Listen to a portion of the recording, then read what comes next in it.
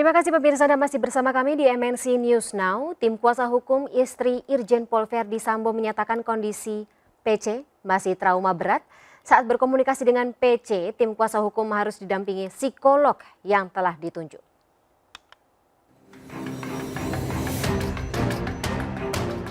Hal itu dituturkan oleh Arman Hanis, Ketua Tim Kuasa Hukum Istri Kadif Propam Nonaktif Irjen Pol Verdi Sambo Kamis siang. Kondisi PC hingga saat ini masih terguncang dan mengalami trauma berat. Bahkan tim kuasa hukum ketika berkomunikasi harus didampingi dengan psikolog klinis yang telah ditunjuk oleh Polda Metro Jaya. Sementara tim kuasa hukum membantah jika kondisi PC mengalami memar dan luka-luka. Kondisi fisik istri Irjen Verdi Sambo dalam kondisi baik. Tadi pagi saya juga masih mendapatkan informasi psikolog klinis yang menangani Bu PC masih datang dan melihat keadaan Bu PC.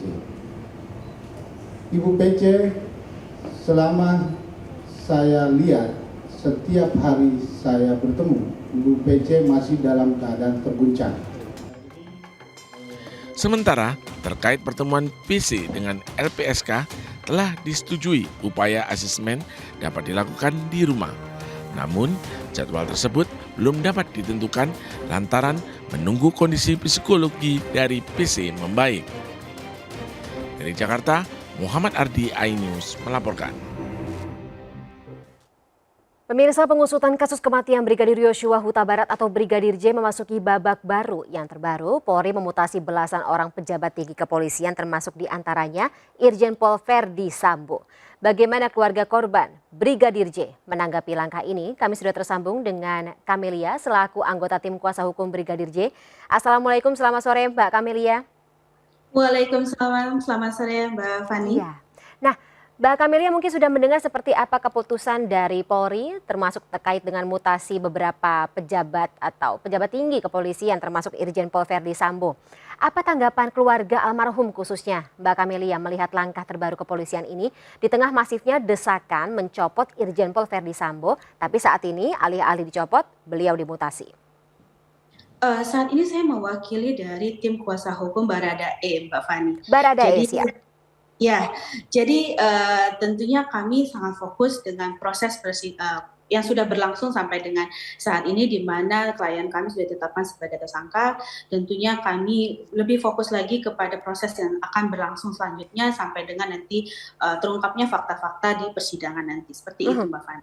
Baik, jadi untuk Baradae sendiri atau yang bersangkutan dari klien Anda, Mbak Camelia, apakah katakanlah beliau juga kan meminta perlindungan kepada LPSK terkait dengan adanya ancaman atau dugaan terjadinya ancaman atau dugaan terjadinya sebuah desakan untuk status beliau sendiri seperti itu. Dengan adanya langkah terbaru dari Polri ini, apakah beliau puas klien tersebut atau klien Bu Camelia sendiri atau ada langkah hukum selanjutnya? Baik, Mbak Fani, kami selaku pemohon, klien kami ini pemohon untuk mengajukan perlindungan di lembaga LPSK. Tentunya bagaimana nanti keputusannya itu menjadi wewenang dari institusi LPSK itu sendiri. Tentunya kami berharap bahwa klien kami mendapatkan perlindungan dari LPSK. Begitu, Mbak Fani. Baik, sempat ada koordinasi atau komunikasi dengan pihak kepolisian, Mbak Camelia, soal ini? Sampai dengan saat ini kami masih memantau, dan seperti yang kita ketahui semalam itu sekitar pukul 12:30 malam klien kami sudah dibawa atau sudah dilakukan penahanan di rutan Bareskrim. Sampai saat ini hanya itu yang kami ketahui. Baik, kondisinya bagaimana Mbak? Kondisinya alhamdulillah klien kami dalam kondisi baik, dan semalam juga diantar oleh kami dari tim kuasa hukum sampai dengan proses penahanannya berjalan dengan sesuai dengan prosedurnya, dan klien kami dibawa ke rutan Bareskrim. Kalau menurut Mbak Camelia sendiri dengan adanya mutasi atau langkah-langkah terbaru dari kepolisian ini, apakah akan mengubah dinamika seputar pengusutan kasus ini? Sebab warganet kalau misalnya lihat di media sosial mengatakan ini ditakutkan akan memperlambat proses pengusutan.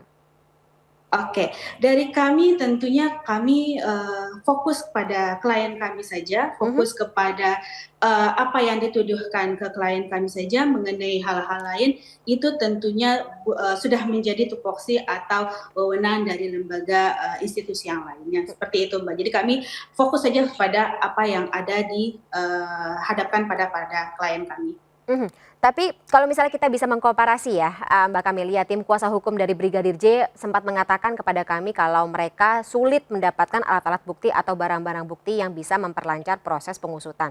Kalau dari tim kuasa hukum Baradae seperti apa? Apakah ada kesulitan atau ketika sama-sama mengumpulkan atau mengetahui alat bukti yang ada di lapangan, di lokasi kejadian, apakah memang sesulit itu? Iya, tentunya kami mendapatkan beberapa proses dan kami mendapatkan bukti atau keterangan itu dari klien kami sendiri, yaitu dari Baradae. Sementara itu kami juga mencoba untuk berkoordinasi dan melakukan pengumpulan bukti dari yang lainnya juga, dan saat ini tim kami sedang bekerja untuk mendapatkan bukti-bukti tersebut, Mbak Fani. Jadi agar nanti pada saatnya nanti akan terungkap di persidangan dengan Mhm. Nah, yang juga bikin warga penasaran, warganet dan kami ya. juga sebagai awak media. Tanggapan dari kuasa hukum ketika pasal yang dikenakan atau pasal pidana yang dikenakan atas klien Anda, Mbak Camelia, pasal 338, Jungto 55 dan 56 KUHP yang mengatakan bahwa Baradae atau insinuasi mengatakan Baradae bukan pelaku utama atau satu-satunya dalam kasus ini. Jadi ada kemungkinan ada pelaku lain yang turut serta dalam melakukan tindakan tersebut. Apa tanggapan kuasa hukum? Oke, mengenai penetapan pasal 338, Junto 55 dan 56 ini kan merupakan wewenang dan merupakan hasil dari prosedur tim penyidik kemarin, sehingga mereka menetapkan Baradae atau klien kami sebagai tersangka, Mbak Fani. Tapi mengenai bagaimana nanti penetapannya itu sendiri, kami akan serahkan pada prosedur yang berlaku nanti di persidangan nanti sesuai dengan fakta-fakta yang terungkap. Namun dari apa yang kami ketahui, apa yang kami diskusikan dengan klien kami, yang kami pahami saat ini, klien kami ini melakukan pembelaan diri pada saat kejadian, di mana klien kami yang terlebih dahulu ditembak oleh Brigadir J, sehingga dia dengan melakukan pembelaan diri tersebut. Seperti itu, Mbak Fani. Oke, jadi ada pasal yang dikenakan sedikit berbeda ya dari yang diceritakan atau katakanlah yang menjadi kesaksian gitu, keterangan dari klien Mbak Camelia. Satu lagi Mbak Camelia terkait dengan posisi atau apa ya, katakanlah status dari Baradae dalam tim atau lingkaran Irjen Pol Verdi Sambo tersebut. Mungkin bisa diluruskan apakah Baradae ini merupakan sniper atau vertical rescue, tim vertical rescue, mungkin bisa dielaborasi Mbak Camelia? Iya, seperti berita yang beredar, Mbak Fani, dan beberapa kali kami juga sudah mencoba untuk melakukan klarifikasi bahwa Baradae ini kan posisinya adalah supir dari Bapak Ferdi Sambo dan keluarga, seperti itu. Selain itu, beliau juga merupakan anggota BRIMOB yang sudah menjadi anggota BRIMOB sekitar 3 tahun yang lalu. Kayak gitu, Mbak Fani. Mhm. Mhm. Untuk kemampuannya sendiri, Mhm. ketika ini ada apa ya, kesaksian atau katakanlah informasi yang beredar gitu dari pemeriksaan bahwa tembakannya berjumlah 12 tembakan, kemudian 5 yang kena. Ini kalau misalnya dari kacamata Mbak Camelia sendiri melihat bagaimana rekam jejak atau katakanlah kemampuan dari klien Mbak Camelia, apakah ini mungkin? Ya, mungkin atau tidaknya itu nantinya pasti akan kita temukan dalam fakta persidangan yang akan terungkap nanti di persidangan, pastinya. Tapi yang jelas Mbak Fani, klien kami ini adalah anggota BRIMOB dan beliau sudah menjadi anggota BRIMOB sejak 3 tahun yang lalu. Dan sepemahaman saya, Mbak Fani, yang namanya anggota BRIMOB itu mendapatkan pelatihan untuk menembak itu setidak-tidaknya dalam 1 bulan itu dia harus mengikuti pelatihan sebanyak 2 kali. Bayangin saja selama 3 tahun, berarti dia sudah berapa puluh kali mendapatkan pelatihan seperti itu, Mbak. Posisi atau hubungan antara klien Mbak Camelia dengan Irjen Pol Verdi Sambo dan juga Brigadir J ini seperti apa dari kesaksian atau dari keterangannya selama ini?